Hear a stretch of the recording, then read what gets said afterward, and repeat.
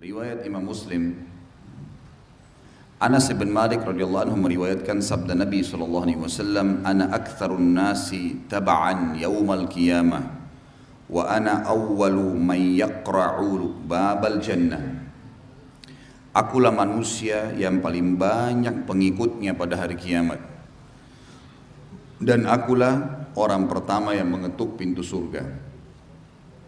Makna hadis ini, Bapak Ibu sekalian, Nabi Muhammad SAW memastikan kalau umat manusia terbanyak adalah umat Islam, dan kita umat yang paling besar. Ini menandakan risalah yang dibawa oleh baginda Nabi SAW adalah risalah yang paling besar, yang paling benar, sehingga paling banyak pengikutnya. Dan beliau dari sisi lain juga menyuruh kita semua yang sudah jadi muslim untuk menjadi atau memiliki andil dalam populasi orang-orang muslim ini.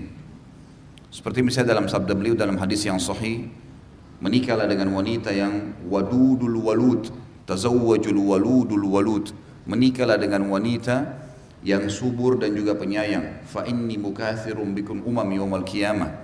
Karena aku sangat bangga dengan jumlah umatku yang banyak pada hari kiamat. Selain memang ada jaminan dari Allah Subhanahu wa taala melalui lisan Nabi Muhammad SAW kalau umat Islam ini adalah umat yang terbanyak nanti pengikutnya, artinya setiap hari akan bertambah populasi, akan bertambah jumlah mereka. Mau tidak mau, adapun orang yang memerangi Islam, ada orang yang membencinya, tetap Islam ini akan menyebar. Juga dari sisi lain, kita sebagai umat Islam disuruh memperbanyak populasi dalam arti kata keturunan muslim. Dan ini juga sebuah ibadah, terutama bagi bapak ibu yang berpikir untuk membatasi keturunan dengan program keluarga berencana.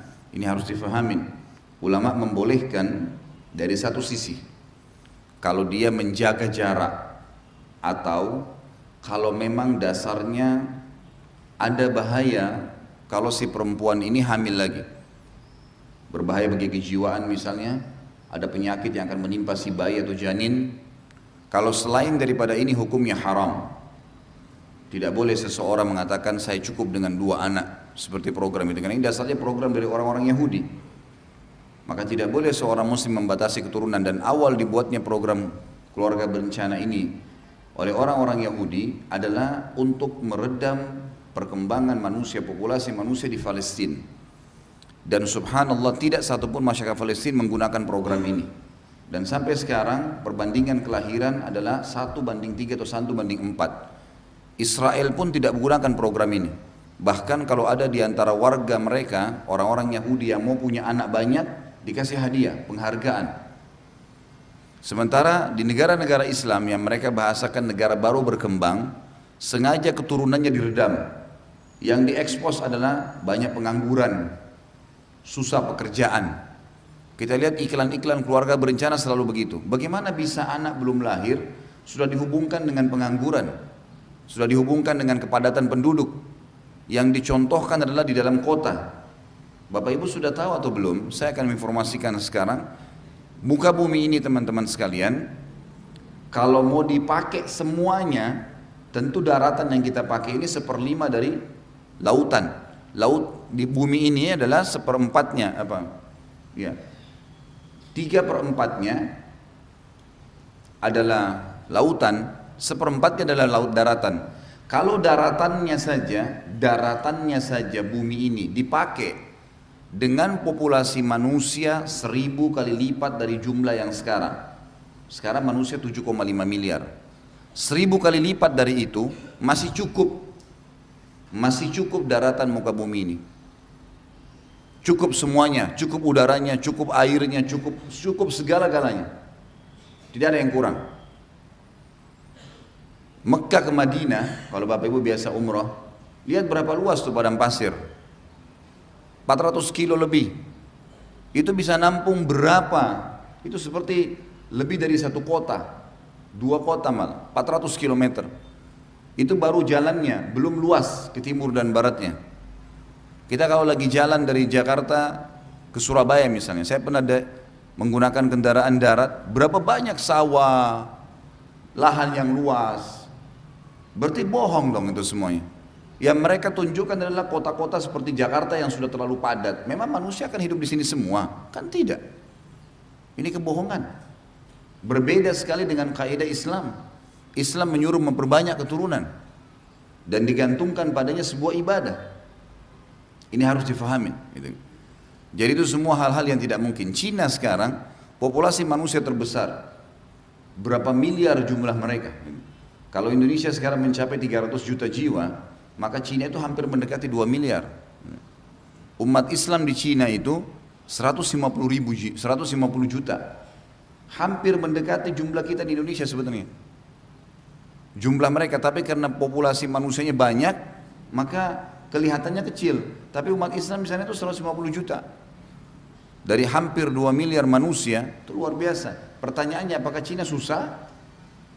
Orang makan, orang hidup, biasa. Berapa banyak orang yang rumahnya cuma kayu, bercocok tanam di depan rumahnya cabai, tomat, kebutuhan sehari-hari sayuran, kemudian dia makan, tinggal ternak ayam, seekor, 2 ekor ayam, lalu jadi banyak, bisa hidup. Berapa banyak orang Badui hanya hidup dari minum susu kambing, minum susu unta. Jadi ini harus difahamin. Ibu-ibu juga makin sering melahirkan, makin sehat. Salah pemahaman yang mengatakan kalau orang melahirkan itu malah tubuhnya jadi tidak baik. Sama sekali. Saya yakin kalau di sini ada hadir ibu-ibu dokter pasti tahu. Karena ini memang secara medis tidak mungkin itu adalah satu hal yang buruk. Gak mungkin. Kecuali memang kondisi fisiknya tidak sehat. Kalau dalam pandangan agama, Allah sang pencipta dan maha suci, maha kuasa, tidak mungkin menyuruh memperbanyak keturunan lalu membuat wanita tidak mampu, tidak mungkin. Digantungkan pahala yang besar, mati dalam keadaan melahirkan, mati syahid, masuk surga tanpa hisab. Pahalanya seperti orang sedang berjihad kalau sedang hamil. Karena kalau mati, mati syahid. Juga kata para ulama, Allah Azza wa Jalla memberikan, ini pendapat para ulama. Saya tidak bicara dari sisi medisnya. Para ulama mengatakan Allah Azza wa Jalla membuat di dalam perut wanita ada kantong rahim, ya, dan ini nanti butuh peremajaan. Peremajaan yang paling sederhana adalah adanya haid setiap bulan. Memang haid itu harus datang, kalau enggak sakit si perempuan itu. Yang paling maksimal dalam peremajaan adalah nifas. Nifas ini keluar setelah melahirkan. Makin sering melahirkan makin sehat sebenarnya. Satu sisi. Sisi yang lain mungkin ada di antara ibu-ibu bilang, saya kalau banyak anak pusing ngurusnya. Memang wajar. Wajar. Kita punya perusahaan 3 pegawai dengan 10 pegawai beda. Beda ekstra waktu, ekstra energi, tapi hasilnya bagaimana? Pasti lebih besar. 10 orang anak mendoakan kita, Rabbi ghafirli wali walidayya, dengan 1 orang anak, sama nggak pahalanya? Sama nggak hasilnya? Beda. Memang awalnya capek, masa nggak mau capek? Harus ada upaya. Tapi kalau jadi, bayangkan, jangan bayangkan 10 anak nakalnya, tapi bayangkan kalau 10 anak hafal Quran. Berapa banyak orang tua yang akhirnya memasukkan anaknya di pesantren, ikut tahfidz Quran dan berhasil? Berhasil. Banyak. Gitu. Tapi semua perintah agama pasti syaitan tidak inginkan. Ini kita bahas kenapa? Karena ada tersebutkan dalam hadis dan sekaligus juga mengubah persepsi sebagian muslimin dan muslimat, laki-laki dan perempuan. Ada banyak bapak-bapak mengeluh, istri saya sudah tidak mau hamil lagi padahal sehat. Ada juga yang mengeluh ibu-ibu, saya tahu ada hadis Nabi disuruh berbanyak anak, tapi suami saya nggak mau, katanya nanti pusing. Nggak bisa, bukan alasan pusing. Kita ini sekarang memang pabrik manusia. Allah mengatur populasi manusia, perkembangan manusia ke depan memang melalui kita. Manusia inilah yang menikah, kemudian hamil, punya anak. Dan tidak ada alasan. Secara tatanan sosial tadi saya sudah bilang, daratan ini cukup 1000 kali lipat dari jumlah manusia sekarang. Tidak pernah habis itu, cukup. Tumbuh-tumbuhannya, udaranya, airnya, segala macam. Cukup. Itu baru daratannya. Kita belum bicara yang 3/4 yang lautan. Kalau bisa di atas lautan orang tinggal buat daratan, itu sudah luar biasa.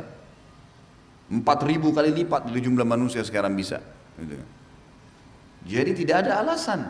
Secara syar'i hamil ibadah, punya anak ibadah, dan hasilnya kalau kita memang sedikit menekan diri kita, karena anak-anak aset amal jariah.